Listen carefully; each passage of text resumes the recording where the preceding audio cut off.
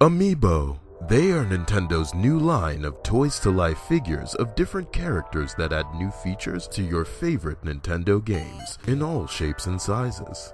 Much like many of the figures themselves, a stable business model for releasing them simply doesn't exist. The figures start with a single master mold.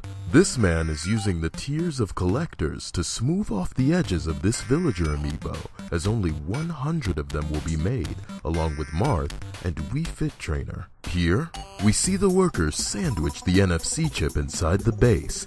Each NFC chip is printed on a special piece of paper made from the ground-up limited edition Majora's Mask new 3DS XLs and shredded petitions to bring the regular new 3DS to America. Before each NFC chip is inserted, Sakurai and Miyamoto stand next to them with fat-lit cigars to personally write "fuck you" on each chip in permanent marker, giving it an authentic Nintendo seal of quality. Now we come back to the model. The model is glued to the base, but not before an intern shows up to put hot glue in every arbitrary orifice.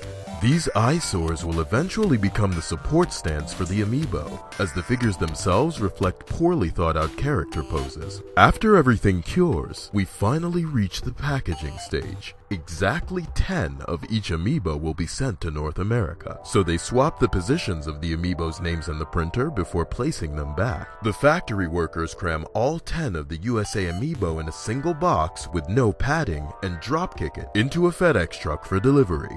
Then, the workers tirelessly slave over placing each European and Japanese amiibo inside velvet padded chests to be delivered via quadcopter to their destination.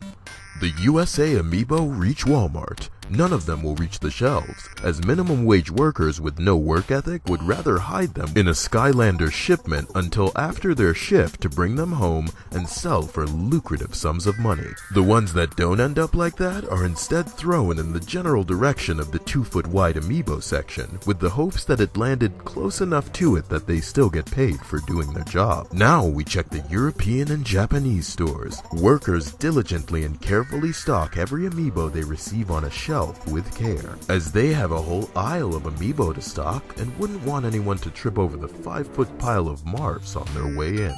These amiibo will soon reach their homes in the hands of happy Nintendo fans without any trouble whatsoever.